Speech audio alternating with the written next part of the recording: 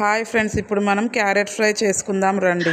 ఇప్పుడు ముందుగా స్టవ్ వెలిగించుకొని స్టవ్ మీద కడాయి పెట్టుకొని అందులో మన క్యారెట్ ఫ్రైకి సరిపడే అంత నూనె వేసుకొని మనం ఇందులో ఇప్పుడు పోపు గింజలు వేసుకుంటున్నాము.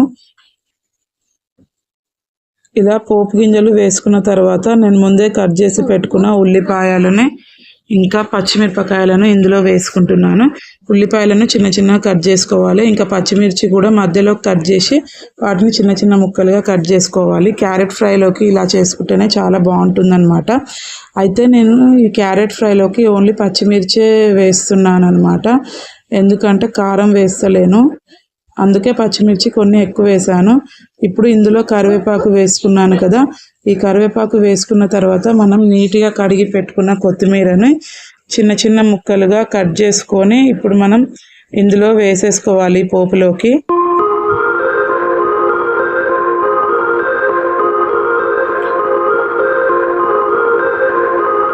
ఇలా ఇవన్నీ వేసుకున్న తర్వాత మనము ఇందులోకి ఇంకా అల్లము, నెక్స్ట్ వచ్చేసి పసుపు వేసుకుందాము.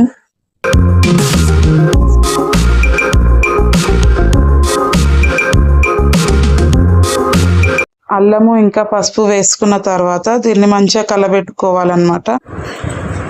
వీటన్నిటిని మంచిగా ఫ్రై చేసుకున్న తర్వాత ఇప్పుడు మనము ఆల్రెడీ తురిమి పెట్టుకున్న చూడండి క్యారెట్ని సన్నగా మన కొబ్బరి గీకేది ఉంటుంది కదా, దాంతోనే ఇలా మొత్తం తురిమి పెట్టుకున్న క్యారెట్ని, ఈ తురిమి పెట్టుకున్న క్యారెట్ని మొత్తం ఇప్పుడు ఇందులోకి వేసేస్తున్నాను. ఇలా మనం క్యారెట్ని తురమడం వల్ల పిల్లలు ఇష్టంగా తింటారనమాట. అదే ముక్కలు ముక్కలుగా కట్ చేస్తే వాటిని తీసి పక్కకు పెట్టేస్తున్నారు. అందుకే నేను ఇలా తురిమి పెడుతున్నాను అనమాట. ఇలా చేసుకున్న ఈ ఫ్రైని మనం చపాతీలో, దోశలల్లో అన్నిట్లోకి చాలా టేస్టీగా ఉంటుందన్నమాట. పిల్లలు అయితే అన్నంలోకి చాలా ఇష్టంగా తింటారు. బాక్స్లో పెట్టుకోవడానికి కూడా చాలా బాగుంటుంది, లంచ్ బాక్స్లోకి. మా పాప అందుకే ఎప్పుడైనా సరే క్యారెట్ ఫ్రై చేయమని చెప్తుంది. ఇంతకుముందు క్యారెట్స్ ముక్కలు ముక్కలుగా కట్ చేసి పెడితే అసలు తినకపోయేది. ఇలా చేయడం వల్ల చాలా టేస్టీగా ఉంటుంది, చాలా బాగుంటుందండి. పిల్లలు చాలా ఇష్టంగా తింటారు ఇట్లా చేస్తే. ఇప్పుడు ఈ క్యారెట్ ఇందులో వేసుకున్నాక మంచిగా కలుపుకోవాలి మొత్తం కలిసేటట్టుగా. నా ఛానల్ని సబ్స్క్రైబ్ చేసుకునే వాళ్ళు సబ్స్క్రైబ్ చేసుకోండి.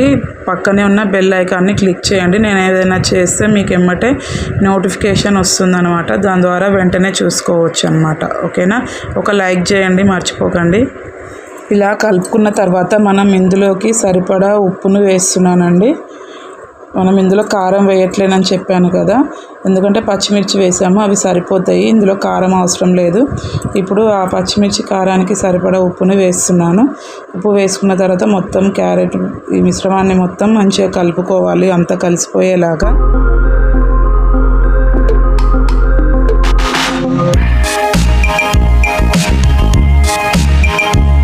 కర్రీ అంటే ఫ్రై కూడా చాలా తొందరగా అవుతుందండి, ఎక్కువ టైం పట్టదు. మనకు ఆల్రెడీ తురుముకుంటాం కాబట్టి తొందరగా ఉడికిపోతుంది క్యారెట్. చాలా టైం పట్టదు అసలు. ఇప్పుడు కొద్దిసేపు మనం మూత పెట్టుకుందాము. మూత పెట్టుకున్న తర్వాత మళ్ళీ ఒకసారి ఓపెన్ చేసి కలుపుకుందాం. ఇప్పుడు చూడండి దాదాపు అప్పుడే క్యారెట్ చాలా తొందరగా ఉడికిపోయింది. ఎప్పుడన్నా తొందరగా మనకేమన్నా కర్రీ చేసుకోవాలనుకుంటే ఎమ్మటే ఈ క్యారెట్ ఫ్రై చేసుకోవచ్చు అండి. చాలా ఈజీ, అందులో ఒకటి తొందరగా అయిపోతుంది చేసుకోవడము.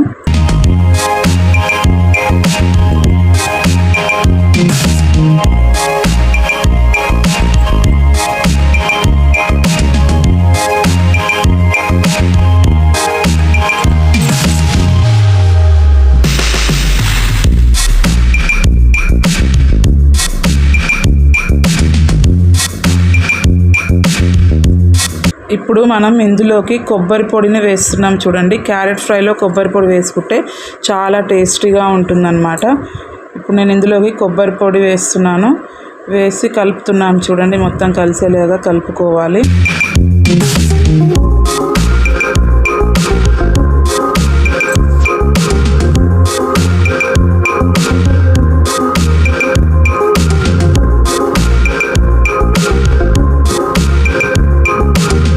పిల్లలు క్యారెట్స్ తినమంటే తినరు, అందుకే ఇలా ఫ్రై చేసి పెడితే చాలా ఇష్టంగా తింటారు.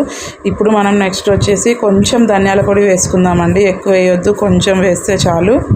ఇలా ధనియాల పొడి వేసుకున్న తర్వాత మనం మొత్తం మంచిగా కలిపేసుకోవాలి.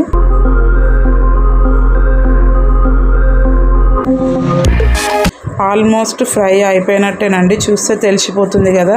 మొత్తం చాలా ఎంత మంచిగా ఉడికిపోయిందో చూడండి. అసలు తొందరగా ఫ్రై అయిపోతుందండి క్యారెట్ ఫ్రై.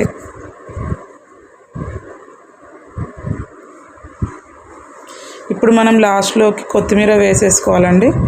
కొత్తిమీర వేసేసుకొని కలిపేసుకొని మనం స్టవ్ ఆఫ్ చేసేసుకుంటే సరిపోద్ది.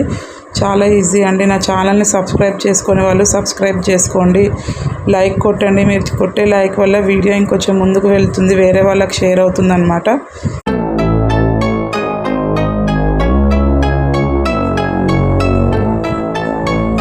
ఓకే అండి, ఫ్రై అయిపోయింది. లైక్ చేయడం మర్చిపోకండి. ఓకే అండి, మరి బాయ్.